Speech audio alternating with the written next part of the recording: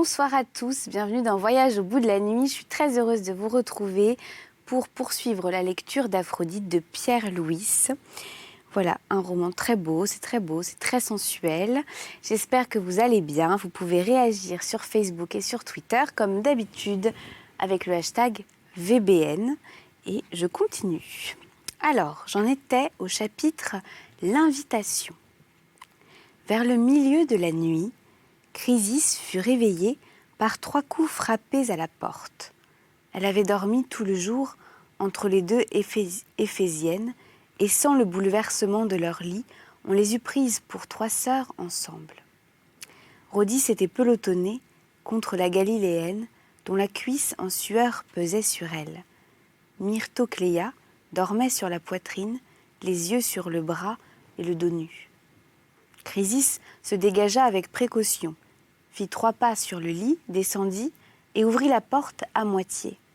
Un bruit de voix venait de l'entrée. « Qui est-ce, Jala? Qui est-ce » demanda-t-elle. « C'est Nocratès qui veut te parler. Je lui dis que tu n'es pas libre. »« Mais si, quelle bêtise, certainement, si je suis libre. Entre, Nocratès, je suis dans ma chambre. » Et elle se remit au lit. Nocratès resta quelque temps sur le seuil, comme s'il craignait d'être indiscret. Les 2 musiciennes ouvraient les yeux encore pleins de sommeil et ne pouvaient pas s'arracher à leurs rêves. « Assieds-toi, dit Chrysis. Je n'ai pas de coquetterie à faire entre nous. Je sais que tu ne viens pas pour moi, mais que me veux-tu » Nocratès était un philosophe connu qui depuis plus de 20 ans était l'amant de Bacchis et lui restait fidèle, plutôt par indolence que par fidélité. Ses cheveux gris étaient coupés courts, sa barbe en pointe à la Démosthène et ses moustaches au niveau des lèvres. Il portait un grand vêtement blanc fait de laine simple à bandes unies. « Je viens t'inviter, dit-il.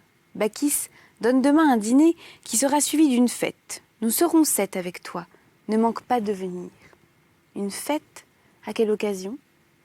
Elle a franchi sa plus belle esclave, Aphrodisia. Il y aura des danseuses et des olétrides.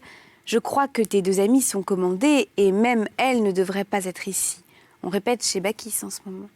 « Ah, c'est vrai, s'écria Rhodis, nous n'y pensions plus. Lève-toi, Myrto, nous sommes très en retard. » Mais Chrysis se récriait. « Non, pas encore, que tu es méchant de m'enlever mes femmes. Si je m'étais douté de cela, je ne t'aurais pas reçu. Oh, les voilà déjà prêtes. » Nos robes ne sont pas compliquées, dit l'enfant, et nous ne sommes pas assez belles pour nous habiller longtemps. Vous verrai-je au temple, du moins? Oui, demain matin, nous portons des colombes. Je prends une drachme dans ta bourse grisée. Nous n'aurions pas de quoi les acheter. À demain. Elles sortirent en courant. Nocratès regarda quelque temps la porte fermée sur elle, puis il croisa les bras et dit à voix basse en se retournant vers Chrysis. « Bien. Tu te conduis bien. » « Comment ? Une seule ne te suffit plus. Il t'en faut 2 maintenant. Tu les prends jusque dans la rue, c'est un bel exemple. Mais alors, veux-tu me dire, mais qu'est-ce qu'il nous reste à nous, nous les hommes? Vous avez toutes des amies, et en sortant de leurs bras épuisants, vous ne donnez de votre passion que ce qu'elles veulent bien vous laisser. Crois-tu que cela puisse durer longtemps? Si cela continue ainsi, nous serons forcés d'aller chez Bathyle. »« Ah non !» s'écria Chrysis. « Voilà ce que je n'admettrai pas. Je le sais bien, on fait cette comparaison-là. Elle n'a pas de sens. Et je m'étonne que toi, qui fais profession de penser, tu ne comprennes pas qu'elle est absurde. Et quelle différence trouves-tu? Il ne s'agit pas de différence, il n'y a aucun rapport entre l'un et l'autre, c'est clair. Je ne dis pas que tu te trompes, je veux connaître tes raisons. Oh, cela se dit en 2 mots. Écoute bien, la femme est, en vue de l'amour, un instrument accompli. Des pieds à la tête, elle est faite uniquement, merveilleusement, pour l'amour. Elle seule sait aimer. Elle seule sait être aimée. Par conséquent, si un couple amoureux se compose de 2 femmes, il est parfait. S'il n'en a qu'une seule, il est moitié moins bien. S'il n'en a aucune, il est purement idiot. J'ai dit. Tu es dure pour Platon, ma fille. Les grands hommes, pas plus que les dieux, ne sont grands en toutes circonstances. Pallas n'entend rien au commerce. Sophocle ne savait pas peindre. Platon ne savait pas aimer. Philosophe, poète ou rhéteur, Ceux qui se réclament de lui ne valent pas mieux, et si admirables qu'ils soient en leur art, en amour ce sont des ignorants. Crois-moi, Nocratès, je sens que j'ai raison. Le philosophe fit un geste. Tu es un peu irrévérencieuse, dit-il. Mais je ne crois nullement que tu aies tort. Mon indignation n'était pas réelle. Il y a quelque chose de charmant dans l'union des deux jeunes femmes, à la condition qu'elles veulent bien rester féminines toutes les deux, garder leurs longues chevelures, découvrir leurs seins, et ne pas s'affubler d'instruments postiches comme si, par une inconséquence, elles enviaient le sexe grossier qu'elles méprisent si joliment. Oui, leur liaison est remarquable parce que leurs caresses sont toutes superficielles et leur volupté d'autant plus raffinée. Elles ne s'étreignent pas, elles s'effleurent pour goûter la suprême joie. Leur nuit de noces n'est pas sanglante. Ce sont des vierges Chrysis. Elles ignorent l'action brutale, c'est en cela qu'elles sont supérieures à Bathille, qui prétend en offrir l'équivalent, oubliant que vous aussi, et même pour cette piètrerie, vous pourriez lui faire concurrence. L'amour humain ne se distingue du rude stupide des animaux que par deux fonctions divines, la caresse et le baiser. Or, ce sont les seuls que connaissent les femmes dont nous parlons ici. Elles les ont même perfectionnées. On ne peut mieux, dit Chrysis ahurie. Mais alors, que me reproches-tu ? Je te reproche d'être 100 000. Déjà, un grand nombre de femmes n'ont de plaisir parfait qu'avec leur propre sexe. Bientôt, vous ne voudrez plus nous recevoir, même à titre de pis-aller. C'est par jalousie que je te gronde. Ici, Nocratès trouva que l'entretien avait assez duré et simplement, il se leva.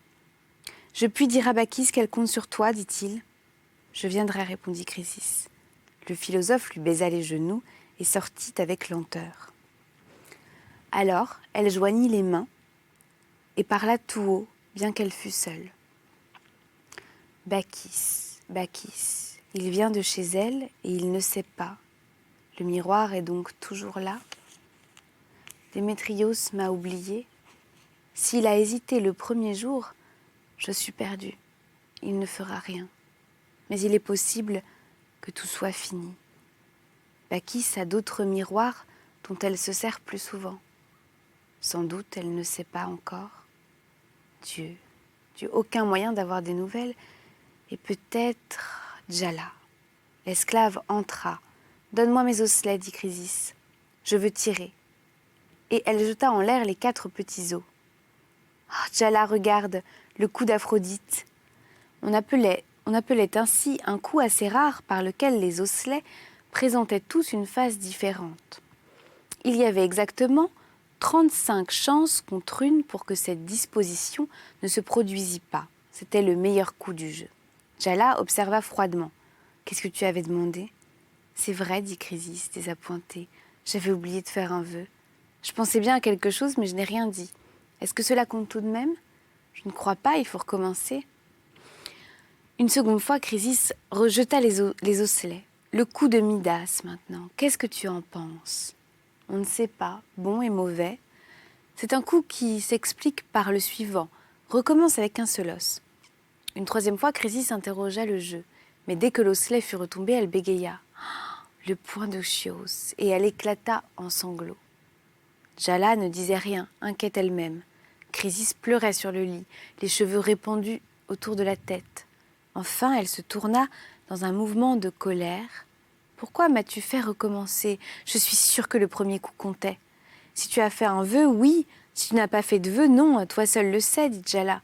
D'ailleurs, les osselets ne prouvent rien. C'est un jeu grec, je n'y crois pas, je vais essayer autre chose. » Elle essuya ses larmes et traversa la chambre. Elle prit sur une tablette une boîte de jetons blancs, en compta 22, puis, avec la pointe d'une agrafe de perles, elle y grava l'une après l'autre les 22 lettres de l'alphabet hébreu. C'étaient les arcanes de la Kabbale qu'elle avait appris en Galilée. « Voilà en quoi j'ai confiance, voilà ce qui ne trompe pas, dit-elle. Lève le pan de ta robe, ce sera mon sac. » Elle jeta les 22 jetons dans la tunique de l'esclave en répétant mentalement. « Porterai-je le collier d'Aphrodite ? Porterai-je le collier d'Aphrodite ? Porterai-je le collier d'Aphrodite ?» Et elle tira le 10e arcane, ce qui nettement voulait dire « oui ». La rose de Chrysis. C'était une procession blanche et bleue et jaune et rose et verte. 30 courtisanes s'avançaient, portant des corbeilles de fleurs, des colombes de neige aux pieds rouges, des voiles du plus fragile azur et des ornements précieux. Un vieux prêtre barbu de blanc, enveloppé jusqu'autour de la tête dans une raide étoffe écrue, marchait devant le jeune cortège et guidait vers l'autel de pierre la file des dévotes inclinées. Elles chantaient, et leur chant traînait comme la mer, soupirait comme le vent du midi, haletait comme une bouche amoureuse. Les 2 premières portaient des harpes qu'elles soutenaient au creux de leur main gauche et qui se courbaient en avant comme des fossiles de bois grêle. L'une d'elles s'avança et dit « Tryphéra, ô Cypris aimé, t'offre ce voile bleu qu'elle a tissé elle-même afin que tu continues à lui être bienveillante. » Une autre « Mousarion dépose à tes pieds, ô déesse, à la belle couronne, ces couronnes de giroflées et ce bouquet de narcisses penchés. Elle les a portés dans l'orgie et a invoqué ton nom dans l'ivresse de leur parfum. Ô victorieuse, accueille ces dépouilles d'amour. » Une autre encore, en offrande à toi, citérée d'or. Timo consacre ce bracelet en spirale, puisses-tu enrouler la vengeance à la gorge de qui tu sais, comme ce serpent d'argent s'enroulait au haut de ses bras nus. Myrto, Cléa et Rhodis avancèrent se tenant par la main. Voici 2 colombes de Smyrne, aux ailes blanches comme des caresses, aux pieds rouges comme des baisers. Ô double déesse d'Amatonte, accepte-les de nos mains unies, s'il est vrai que le mol Adonis ne te suffit pas seul et qu'une étreinte encore plus douce retarde parfois ton sommeil. Une courtisane très jeune suivit. Aphrodite Péribasia, reçois ma virginité avec cette tunique tachée de sang. Je suis Panikis de Paros, depuis la nuit dernière je me suis vouée à toi. Une autre, Dorothea te conjure, ô charitable Épistrophia, d'éloigner de son esprit le désir qui a jeté les roses, ou d'enflammer enfin pour elle les yeux de celui qui s'y refuse. Elle t'offre cette branche de myrte parce que c'est l'arbre que tu préfères. Une autre, sur ton autel, ô Paphia Callistion, dépose 60 drachmes d'argent, le superflu de 4 mines qu'elle a reçu de Cléoménès. Donne-lui un amant plus généreux encore, si l'offrande te semble belle. Il ne restait plus devant l'idole qu'une enfant toute rougissante qui s'était mise la dernière. Elle ne tenait à la main qu'une petite couronne de crocos et le prêtre la méprisait pour une aussi mince offrande. Elle dit « Je ne suis pas assez riche pour te donner des pièces d'argent, ô brillante Olympienne. D'ailleurs, que pourrais-je te donner que tu ne possèdes pas encore? Voici des fleurs jaunes et vertes tressées en couronne pour tes pieds, et maintenant, elle défie les 2 boucles de cette unique et se mit nue, l'étoffe ayant glissé à terre. Voici tout entière à toi, déesse aimée. Je voudrais entrer dans tes jardins, mourir courtisane du temple. Je jure de ne désirer que l'amour, je jure de n'aimer qu'à aimer, et je renonce au monde et je m'enferme en toi. Le prêtre alors la couvrit de parfums et entoura sa nudité du voile tissé par Tryphéra. Elles sortirent ensemble de la nef par la porte des jardins. La procession semblait finie et les autres courtisanes allaient retourner sur leurs pas quand on vit entrer en retard une dernière femme sur le seuil. Celle-ci n'avait rien à la main, et on put croire qu'elle aussi ne venait offrir que sa beauté. Ses cheveux semblaient 2 flots d'or, 2 profondes vagues pleines d'ombre qui engloutissaient les oreilles et se tordaient en 7 tours sur la nuque. Le nez était délicat, avec des narines expressives qui palpitaient quelquefois au-dessus d'une bouche épaisse et peinte aux coins arrondis et mouvants. La ligne souple du corps ondulait à chaque pas et s'animait du roulis des hanches ou du balancement des seins libres sous qui la taille pliait. Ses yeux étaient extraordinaires, bleus, mais foncés et brillants à la fois, changeants comme des pierres lunaires, à demi clos sous les cils couchés. Il regardait, ses yeux, comme les sirènes chantent. Le prêtre, se tournait vers elle, attendant qu'elle parlât. Elle dit « Chrysis, ô Chryséia te supplie, accueille les faibles dons qu'elle pose à tes pieds. Écoute, exauce, aime et soulage celle qui vit selon ton exemple et pour le culte de ton nom. » Elle tendit en avant ses mains dorées de bagues et se pencha les jambes serrées. Le chant vague recommença. Le murmure des harpes monta vers la statue avec la fumée rapide de l'encens que le prêtre brûlait dans une cassolette frémissante. Elle se redressa lentement et présenta un miroir de bronze qui pendait à sa ceinture. « À toi, dit-elle, Astarté de la nuit qui mêle les mains et les lèvres et dont le symbole est semblable à l'empreinte du pied des biches sur la terre pâle de Syrie. Chrysis consacre son miroir. Il a vu la cernure des paupières, l'éclat des yeux après l'amour, les cheveux collés sur les tempes par la sueur de tes luttes, aux combattantes aux mains acharnées qui mêlent les corps et les bouches. » Le prêtre posa le miroir au pied de la statue. Chrysis tira de son chignon d'or un long peigne de cuivre rouge, métal planétaire de la déesse. « À toi, dit-elle, Anadyomène, qui naquit de la sanglante aurore et du sourire écumeux de la mer. À toi, nudité gouttelante de perles qui nouait ta chevelure mouillée avec des rubans d'algues vertes. Chrysis consacre son peigne. Il a plongé dans ses cheveux bouleversés par tes mouvements. Ô furieuse adonienne haletante, qui creuse la cambrure des reins et crispe les genoux raidis. » Elle donna le peigne au vieillard et pencha la tête à droite pour ôter son collier d'émeraude. « À toi, dit-elle, ô éther, qui dissipe la rougeur des vierges honteuses et conseille le rire impudique. À toi, pour qui nous mettons en vente l'amour ruisselant de nos entrailles, Chrysis consacre son collier. Il a été donné en salaire par un homme dont elle ignore le nom, et chaque émeraude est un baiser où tu as vécu un instant. » Elle s'inclina une dernière fois plus longtemps, mit le collier dans les mains du prêtre et fit un pas pour s'en aller. Le prêtre la retint. « Que demandes-tu à la déesse pour ces précieuses offrandes ?»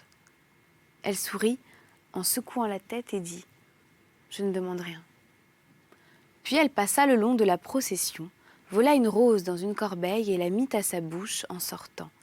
Une à une, toutes les femmes suivirent, la porte se referma sur le temple vide. Démétrios restait seul, caché dans le piédestal de bronze. De toute cette scène, il n'avait perdu ni un geste ni une parole. Et quand tout fut terminé, il resta longtemps sans bouger, à nouveau tourmenté, passionné, irrésolu. Il s'était bien cru guéri de sa démence de la veille, et il n'avait pas pensé que rien, désormais, pût le jeter une seconde fois dans l'ombre ardente de cet inconnu. Mais il avait compté sans elle. Femme, ô femme, si vous voulez être aimée, montrez-vous, revenez, soyez là. L'émotion qu'il avait sentie à l'entrée de la courtisane était si totale et si lourde qu'il ne fallait plus songer à la combattre par un coup de volonté. Démétrios était lié comme un esclave barbare à un char de triomphe. S'échapper était une illusion. Sans le savoir et naturellement, elle avait mis la main sur lui. Il l'avait vue venir de très loin, car elle portait la même étoffe jaune qu'à son passage sur la jetée. Elle marchait à pas lents et souples, en ondulant les hanches mollement. Elle était venue droit à lui, comme si elle l'avait deviné derrière la pierre. Dès le premier instant, il comprit qu'il retombait à ses pieds. Quand elle tira sa ceinture, le miroir de bronze poli, elle s'y regarda quelque temps avant de le donner au prêtre et l'éclat de ses yeux devint stupéfiant. Quand, pour prendre son peigne de cuivre, elle passa la main sur ses cheveux en levant un bras plié selon le geste des charistes, toute la belle ligne de son corps se développa sous l'étoffe et le soleil alluma dans l'aisselle une rosée de sueur brillante et menue. Enfin, quand, pour soulever et défaire son collier de lourdes émeraudes, elle écarta la soie plissée qui voilait sa double poitrine jusqu'au doux espace empli d'ombre où l'on ne peut glisser qu'un bouquet, Démétrios se sentit pris d'une telle frénésie d'y poser les lèvres et d'arracher toute la robe. Mais Chrysis se mit à parler. Elle parla et chacun de ses mots était une souffrance pour lui. Au plaisir, elle semblait insister et s'étendre sur la prostitution de ce vase, de beauté qu'elle était, blanc comme la statue elle-même et pleine d'or qui ruisselait en chevelure. Elle disait sa porte ouverte à l'oisiveté des passants. La contemplation de son corps abandonné à des indignes et le soin de mettre en feu ses joues à des enfants maladroits. Elle disait la fatigue vénale de ses yeux, ses lèvres louées à la nuit, ses cheveux confiés à des mains brutales, sa divinité labourée. L'excès même des facilités qui entouraient son approche inclinait Démétrios vers elle, décidé du moins à en user pour lui seul et à fermer la porte derrière lui. Tant il est vrai qu'une femme n'est pleinement séduisante que si l'on a lieu d'en être jaloux. Aussi, lorsque, ayant donné à la déesse son collier vert en échange de celui qu'elle espérait, Chrysis s'en retourna vers la ville, elle emportait une volonté humaine à sa bouche, comme la petite rose volée dont elle mordit à la queue. Démétrios attendit qu'il fût laissé seul dans l'enceinte, puis il sortit de sa retraite. Il regarda la statue avec trouble, s'attendant à une lutte en lui. Mais comme il était incapable de renouveler à si bref intervalle une émotion très violente, il redevint étonnamment calme et sans remords prématurés. Insouciant, il monta doucement près de la statue, souleva sur la nuque inclinée le collier des vraies perles de l'Anadiomène et le glissa dans ses vêtements.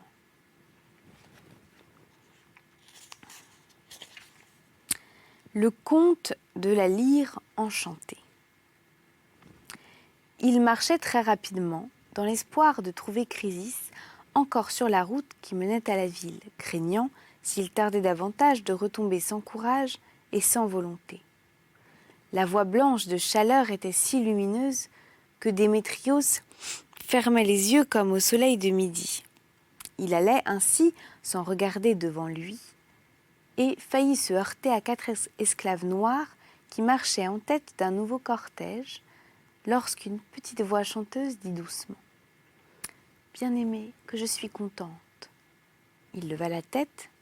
C'était la reine Bérénice accoudée en sa litière. Elle ordonna « Arrêtez, porteur !» et tendit les bras à l'amant. Démétrios ne pouvait se refuser. Il monta d'un air maussade. Alors la reine Bérénice, folle de joie, se traîna sur les mains jusqu'au fond et roula parmi les coussins comme une chatte qui veut jouer.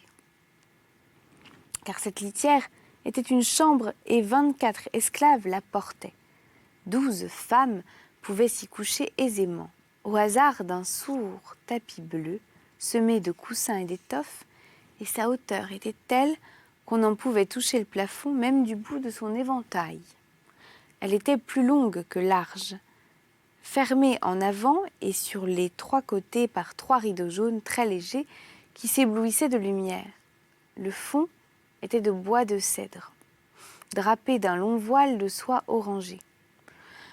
Tout en haut de cette paroi brillante, le vaste épervier d'or d'Égypte éployait sa raide envergure. Plus bas, ciselé d'ivoire et d'argent, le symbole antique d'Astarté s'ouvrait au-dessus d'une lampe allumée qui luttait avec le jour en d'insaisissable reflet. Au-dessous était couchée la reine Bérénice entre 2 esclaves persanes qui agitaient autour d'elle 2 panaches de plumes de paon. Elle attira des yeux le jeune sculpteur à ses côtés et répéta « Bien-aimé, je suis contente ». Elle lui mit la main sur la joue. « Je te cherchais, bien-aimé, où étais-tu? Je ne t'ai pas vu depuis avant-hier. Si je ne t'avais pas rencontré, je serais morte de chagrin tout à l'heure. Toute seule dans cette grande litière, je m'ennuyais tant. En passant sur le pont des Hermès, j'ai jeté tous mes bijoux dans l'eau pour faire des ronds. Tu vois, je n'ai plus ni bague ni collier. J'ai l'air d'une petite pauvre à tes pieds. » Elle se retourna contre lui et le baisa sur la bouche. Les deux porteuses d'éventail allèrent s'accroupir un peu plus loin. Et quand la reine Bérénice se mit à parler, tout bas, elles approchèrent leurs doigts de leur oreille pour faire semblant de ne pas entendre. Mais Démétrios ne répondait pas, écoutait à peine, restait égaré. Il ne voyait de la jeune reine que le sourire rouge de sa bouche et le coussin noir de ses cheveux qu'elle coiffait toujours desserrés pour y coucher sa tête lasse. Elle disait « Bien-aimé, j'ai pleuré dans la nuit. Mon lit était froid. Quand je m'éveillais, j'étendais mes bras nus des deux côtés de mon corps et je ne t'y sentais pas. Et ma main ne trouvait nulle part ta main que j'embrasse aujourd'hui.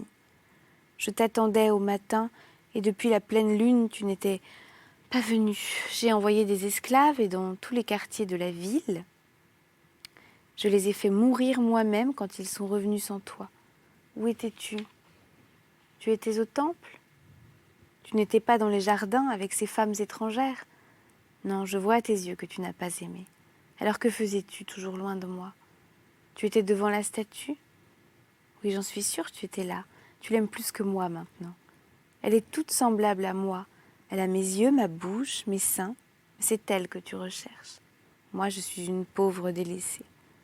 Tu t'ennuies avec moi, je m'en aperçois bien.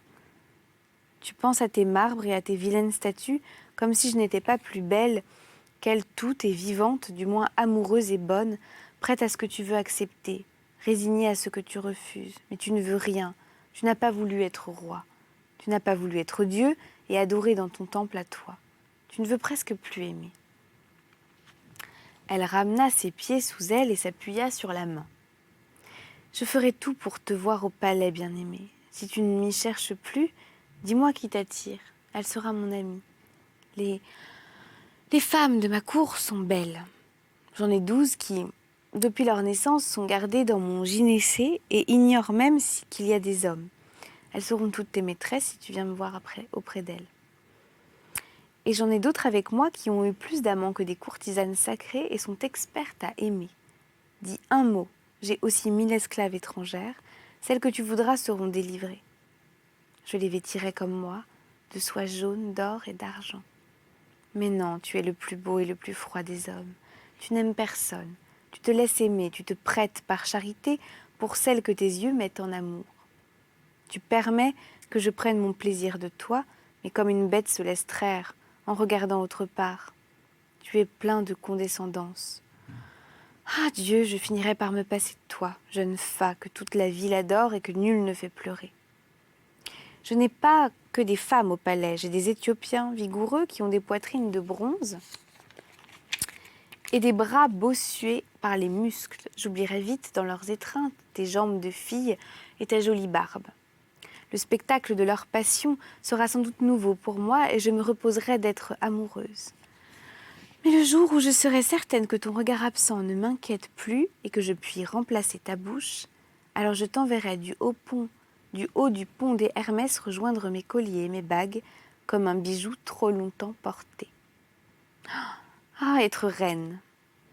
Elle se redressa et sembla attendre, mais Démétrios restait toujours impassible et ne bougeait pas plus que s'il n'entendait pas. Elle reprit avec colère. « Tu n'as pas compris ?» Il s'accouda nonchalamment et dit d'une voix très naturelle. « Il m'est venu l'idée d'un conte.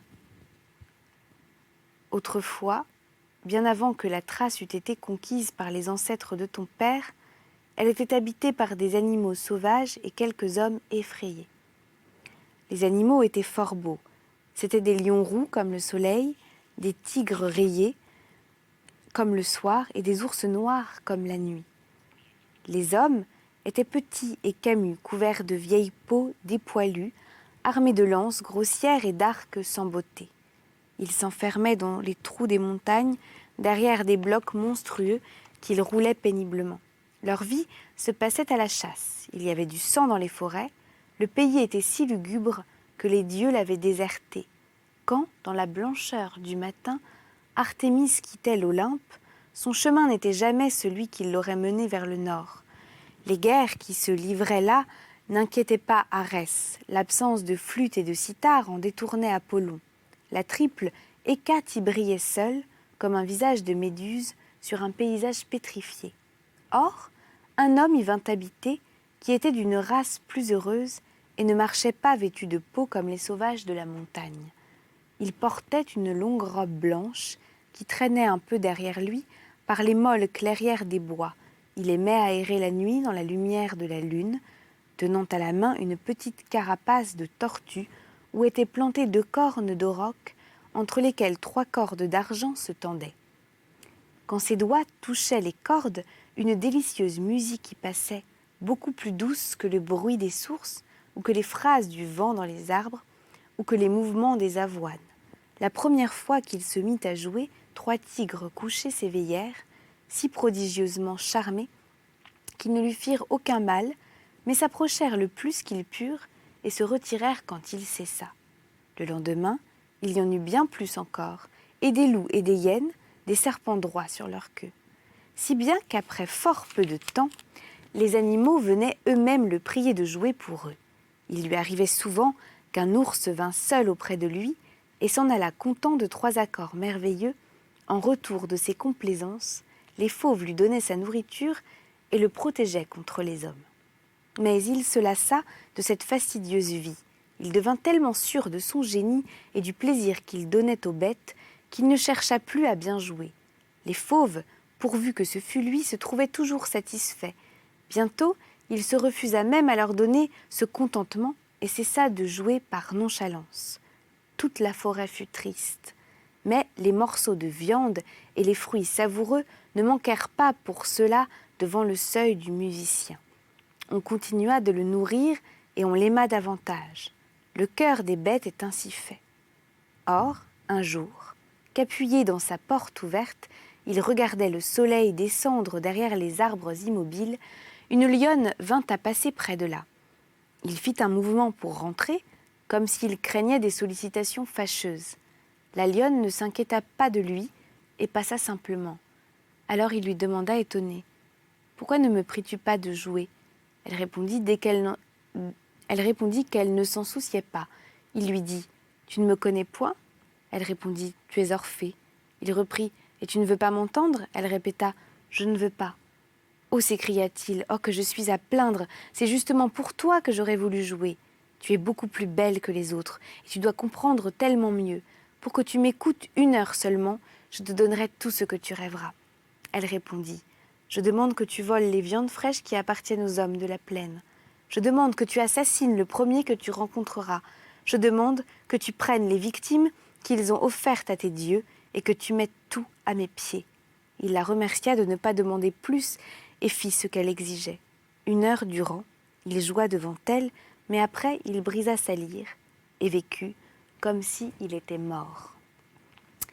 Voilà, pour ce soir, je continuerai la lecture d'Aphrodite de Pierre Louys dans la prochaine émission. J'ai hâte de continuer cette lecture pour vous et vous pouvez réagir sur Facebook et Twitter avec le hashtag VBN. Bisous.